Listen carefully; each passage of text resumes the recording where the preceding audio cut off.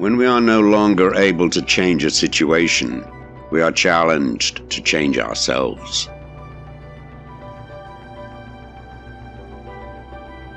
Everything can be taken from a man but one thing, the last of the human freedoms, to choose one's attitude in any given set of circumstances, to choose one's own way.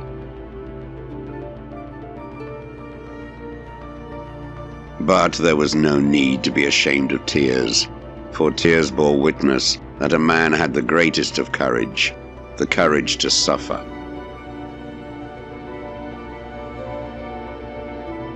Man is that being who invented the gas chambers of Auschwitz. However, he is also that being who entered those chambers upright with the Lord's Prayer or the Shema Israel on his lips.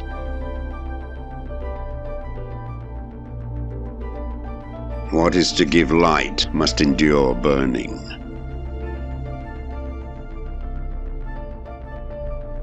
When I was taken to the concentration camp of Auschwitz, a manuscript of mine, ready for publication, was confiscated.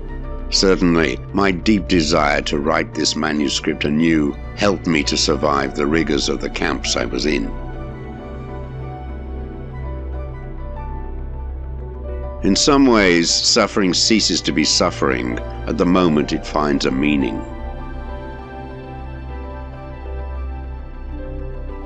Life is never made unbearable by circumstances, only by lack of meaning and purpose. For success, like happiness, cannot be pursued, it must ensue, and it only does so as the unintended side effect of one's personal dedication to a cause greater than oneself.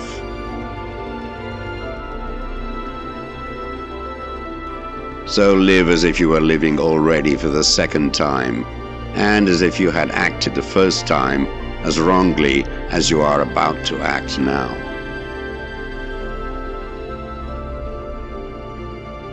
The salvation of man is through love and in love.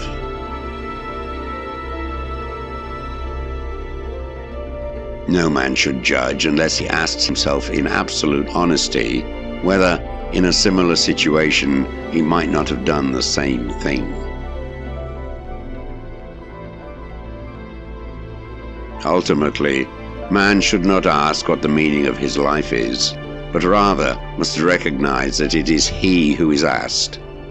In a word, each man is questioned by life, and he can only answer to life by answering for his own life. To life, he can only respond by being responsible.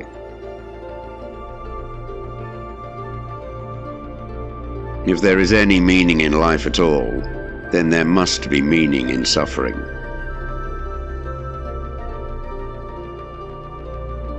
Everyone has his own specific vocation or mission in life. Everyone must carry out a concrete assignment that demands fulfillment. Therein he cannot be replaced, nor can his life be repeated. Thus, everyone's task is unique as his specific opportunity to implement it.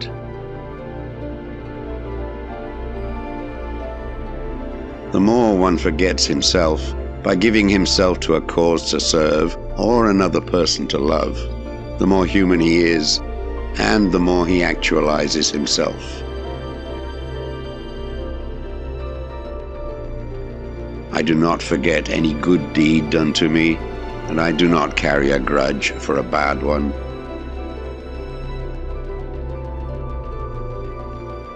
A human being is a deciding being.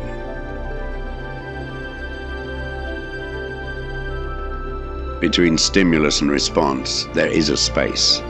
In that space is our power to choose our response. In our response lies our growth and our freedom.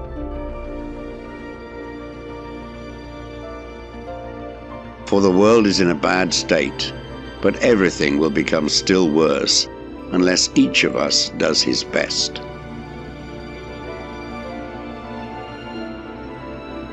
The one thing you can't take away from me is the way I choose to respond to what you do to me.